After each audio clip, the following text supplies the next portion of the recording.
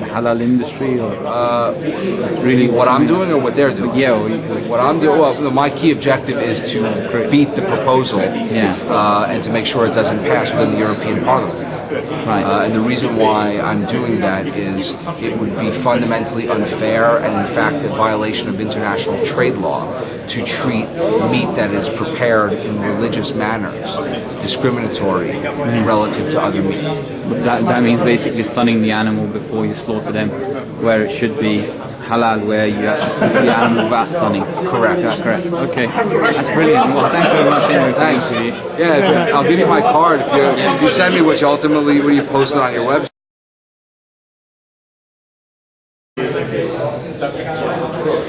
Just the beginning. Exactly. Right.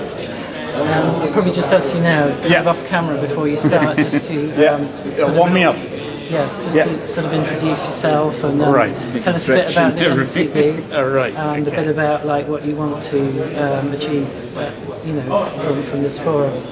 Inshallah. Okay. So take a couple of minutes if you like. Okay. All right. Tell us when you're I'll ready. keep going, and then you take the That's bits fine. that you don't like after. So yeah, if you introduce yourself, what's your name, which organization you're with? Oh, hello. My name is Dr. Huda Shafi. I'm from the Muslim Council of Britain, Deputy Secretary General, and I also chair the Food Standards Committee of the Muslim Council of Britain. Muslim Council of Britain is a largest umbrella organization, representative body of in the UK. They represent a whole sector of groups of people and from different schools of thought, and it has been for quite a while very, very clear to us that the question of halal food is very, very important, and in fact recognizing that importance, the Muslim Council of Britain actually created a food standards committee to look into these, and for the past 5-6 years we've been very much intensely involved with this, and I'm pleased that today we've had such an open discussion and we have really addressed the main issues that affect the Muslim community. I think this has been like a wake-up call for us, because if we're not careful, if we don't get our act together, then we actually run the risk of losing our right to practice our religious dietary laws. So what's the main objective of this forum? What do you think? Is it just to create awareness, or there's something else? This is really to create awareness, to also bring together people who have either different views or similar views, and see how we can understand what the issues are and how we can actually approach them from a unified perspective. Halal is not just an issue for UK, it's not just an issue for some countries, it is a global thing now. And because it's global, we need to have global interaction, global engagement, and this is a part of that. And the Muslim Council of Britain, they play a proactive role. We play a very important proactive role. We are represented at the Food Standards Agency and are a key member of the Muslim Organizations Working Group of the FSA. We have had discussions with the Day1 project. We have had representation. I sit on the IBLEX Halal steering group, and so we have a lot of engagement, and we are hoping that this will now extend to more European countries as well as the United States. So you have like some sort of a Sharia compliance committee or something that makes sure that every organization that's a member of the Muslim Council of Britain comply to some sort of Sharia? That is, I think, what we are trying to do now, to have standards, because people have different views about what halal is, and this is giving us an opportunity to bring together the various views and come up with one standard which is agreeable to everyone. Halal is halal. There are no different standards for halal. There should be only one standard, and that is what we are trying to do. I mean, we need to make it clear that halal, we're not just talking about food, also, services has to be halal as well. Exactly. So that's the whole we really need to look at the wider dimensions, not only because halal is really a very wide term, it seems to have been confined in recent years to the use of the term only restricted to food, and even in food, how you have the meat, but no, that's very important. Islam is a way of life, and the permitted way of life is halal. So that's what we are really working around, and we need to, and these are opportunities for people, because if somebody wants to set up a business, Islamic finance is your source, halal finance, and how you provide halal services. That's what I think we're really all about. That was excellent. Okay. Okay, thanks. Brilliant. Thank you very much. Okay. So you got your hope about Halal.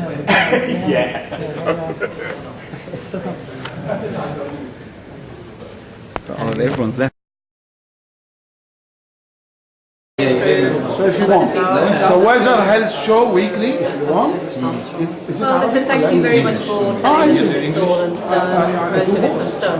Because their article Arabic radio spectrum في لندن. I know Every day. Yeah. I do Arabic or English. Every day I have topic. Islam and current Meet issues. somebody else, so I click from the Guardian, Daily Mail, what they said. I click the Islam.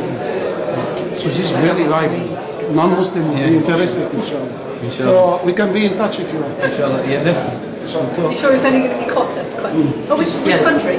So, No, it covers Hot Bird and Al South. You know Huda TV, don't you? Yeah, but I haven't seen it. Hot Bird, it covers Europe, and on Nasat it covers basically the Middle East, part of Africa as well. Excellent, yeah. About 7 million viewers online, 30 million Lovely, the total. yeah. Send me the link.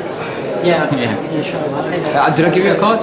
No, my cards are buried now because I've lost If it. you go to the website, Huda. yeah, Oh, lovely. I've made a UK. Sorry, I have left my hijab behind on the If you desk. want, whether now or later. مش نتكلم So we're not listening to her. She can't talk about halal food. نتكلم بعد شوي. مواضيع كثيرة. Okay, yeah, so if you could just tell us a bit about yourself and a bit about your website and what your aims and objectives are and what your interest here is today. Okay, yeah. My name is Roxana Shane. I'm the founder of BeHalal.org. It's a consumer organisation aimed at looking at all things halal and consumed. So not everything about Islam, just food and the impacts it has on people. Looking at if your people are consuming, if somebody's saying this is halal, we're also questioning, is it halal tayyib by you? Is it wholesome? Is it good for you? Is it nutritious? Because we're eating far too much meat, and sometimes it doesn't conform to the halal requirement, and also that people are getting very confused. What is halal and what isn't halal? And what's happening ultimately is that people are this confusion and the difference in terms of certification organisations. Some of them are saying to us they are the authority when clearly they're not. So this is really about being very objective and giving information to people. But at the same token, the reason why I have a personal drive and the reason why I set up this organisation is out of sheer frustration of trying to work with other organisations and waiting for them to do things, but nothing happens. So the EU labelling proposals is one issue that's very pressing for the UK and Europe, also equally around the world. For example, we see in New Zealand where pre-stunning, you have to pre-stun an animal for it to be considered halal and for it to be available for sale. So that right has been removed for Muslims in New Zealand and in Sweden and in Norway to only eat pre-stunned meat, which doesn't fulfill the prophetic. It doesn't make the prophetic method, and I think this is very critical that people understand that as Muslims we must stand up and fight for our rights to protect the prophetic method, and also stand up to challenge those. And I think we've become very complacent. We think somebody else will do it. It's too hard. So therefore, I've pretty much taken it upon myself to actually do this work and try to coordinate and get help from people around the world and in the UK. So, if you do want to help us, join us. It's not isolated to the UK because it's an international global problem, and halal food is the same here and everywhere. The other people I'm working with are like Cash, they're a consensus against salt for health, and they are about looking at health inequalities in people's lives. If they're eating too much salt, and they're having too much fat, and they're eating food that's not very nutritious, then it's going to have an impact on them. It will cause diabetes, it will cause heart disease. And what we're trying to do is say to people that, instead of looking at the label as halal, you need to think about what impact is it having on me. It's not truly halal because it's not halal tayyib, you mean it's lawful, it's not wholesome for you to eat. Right, so you're also giving people health advice, not Yeah, just yeah. saying it's stored correctly, it's halal. Yeah. I'm an environmental health officer, so I'm an expert to do with food hygiene, food labeling, food standards, cleanliness of premises, how people are handling things, food safety. But also we have on board cardiologists. I have a nutritionist, waiting for a diabetes expert to come on board and help us. You know, I've got support from people like Dr. Majid Fabri, we've got the UK Sharia Council who are supporting the work we're doing. Because unfortunately there isn't anything that's coordinated in the UK. So inshallah this is a slow step, so we're at kind of very slow walking stage, but inshallah in time we're to grow and for other people who are experts, who are very passionate about halal food to come together, to work together, because when you work full time you don't have the time, but you're worried or you're concerned about halal food, but it's easy for them or that person to come and give us some information, lend their support, so collectively it makes it better for everyone and it sends out correct information. So that's the whole idea of BeHalal.org, is to help us join us, so we help each other around the world, not just in the UK. And that we're very passionate, and halal food is very important to us, and the connection with Allah is very important to us in terms of that ultimately halal food, the point why we so passionate or very driven about halal food is because if in the Quran and in the Hadith, you know, Allah instructs us, you must eat halal food. So it's a direct order from Allah. So it's not something people think, oh, it's fashion, they will do this. I think it's very important we protect our right and ensure that we are eating halal food, because that's the basis, the foundation of who we are as humans. What you eat is what you are. Yeah. So therefore, part of it is about having that connection with Allah, so therefore your du'as, your supplications are heard. So sometimes people say, all my life I've been praying to Allah, saying I need help with this, nothing happens, why is it? You know, why is it? Is it because sustenance is is our sustenance not halal? So, you know, you have to question this and pay attention and understand it's very key to who we are as Muslims. And I think when we're forced into a scenario where we're fed food that is questionable, or maybe haram, but somebody's putting a halal label on, unfortunately this is happening today, that we have to think, are we paying for something that's very cheap? Are we looking at that? Are we looking for and asking questions? And we're asking for evidence from the person who's supplying us to actually, what methods do you use in what you're producing? Can you tell me? As soon as people put the spotlight on people, I think it then puts a spotlight on the manufacturer producer to have far robuster systems, and at the moment they are very, very lax. So what you're calling for is Muslims should take a more proactive role in basically fighting for their rights and demanding halal products and halal services and halal meat. Fight for your rights. Don't assume because somebody's put a label on that it's, you know, halal. It's halal. Unfortunately, at the moment, it's wrong for me to say question it, but at the moment, the way the economy is, and it's very money motivated, that people are, sometimes it's haram and they put a halal label on.